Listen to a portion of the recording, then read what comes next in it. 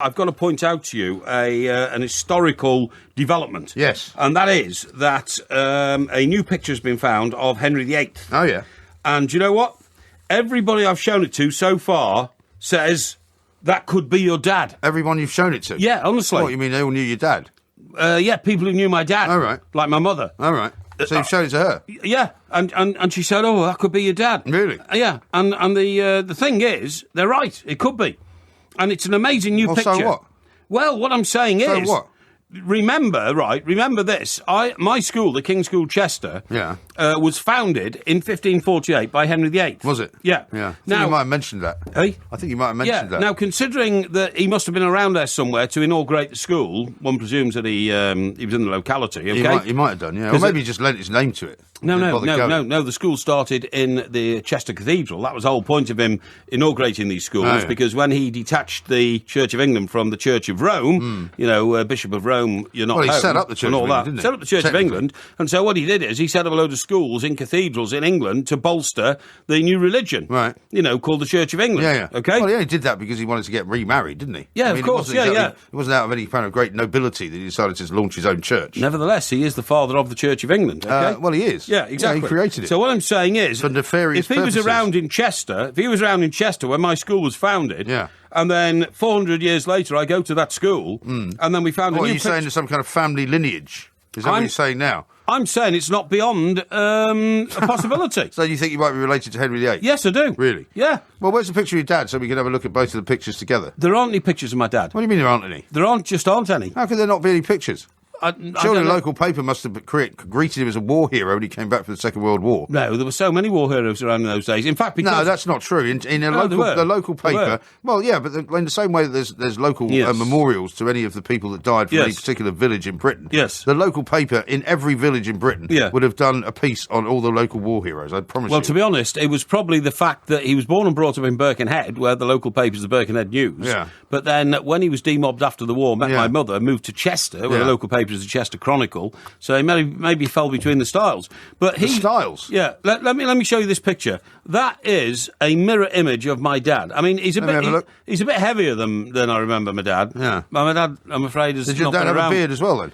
My dad didn't have a beard, no. Well, this picture guy has a beard. Yeah, I know, but I mean... So how can he look like somebody that doesn't have a beard? If my dad had a beard, it would be a double for Henry VIII, honestly. I'm not joking. Well, and it makes me wonder... You could say all sorts of things that might have been... It makes me wonder whether, how many generations down the line, whether I may be related to Henry VIII, quite seriously. Really? Well, this is perhaps the most ridiculous delusion you've ever come out with. It's not a delusion. I'm merely posing the question. I'm not claiming that I am the great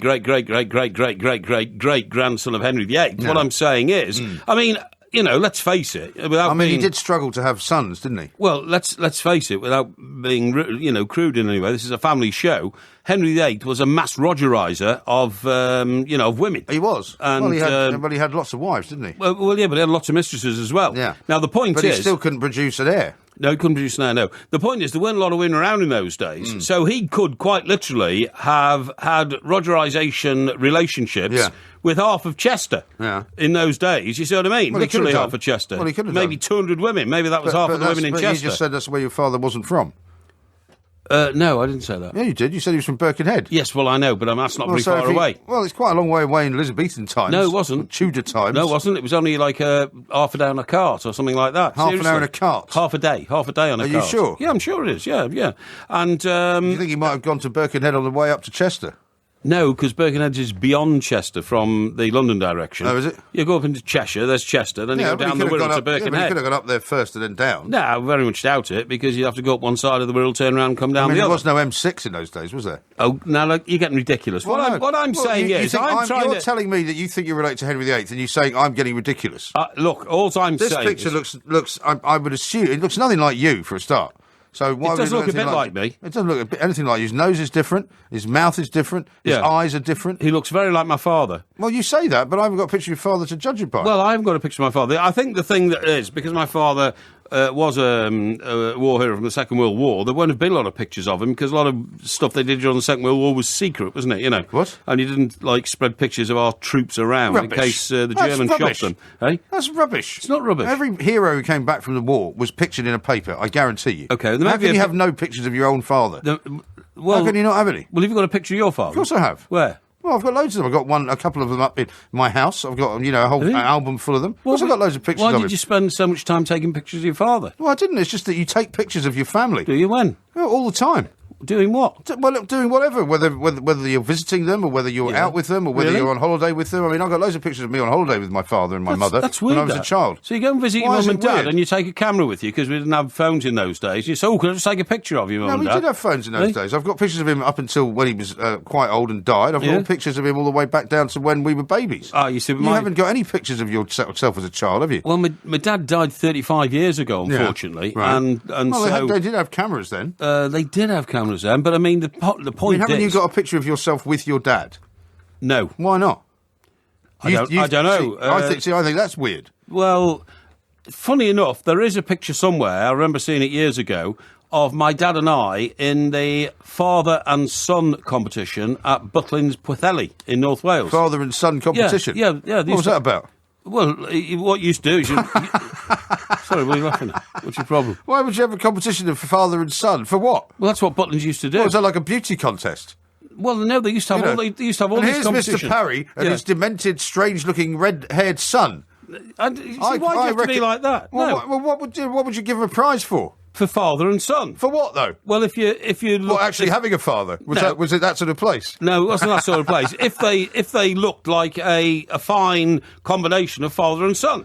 And, I mean, look... Fine combination as in what? What? I mean, were you dressed in particularly fancy dress? I mean, what do you mean fine combination? Just my school uniforms, I remember.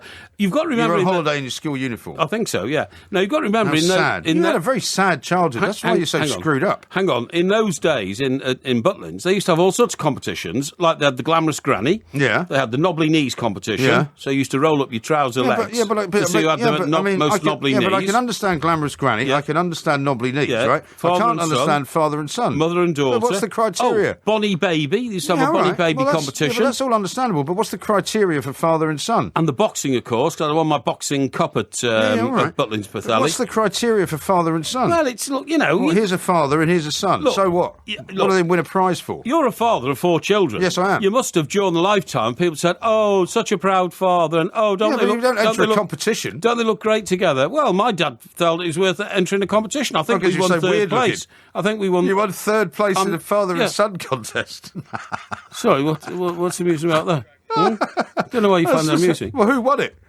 Well, I don't know, somebody else, obviously. But, I mean, what I'm saying is... Why were they a better father and son combo than you, though? I don't know. Perhaps, my problem is a bit that my dad had no hair. He was bald. Right. And so that means he's even less likely to look like Henry VIII. Well, Henry VIII doesn't look like he's got much hair on there. He's got loads of hair. He hasn't got any hair. He's got a hat on.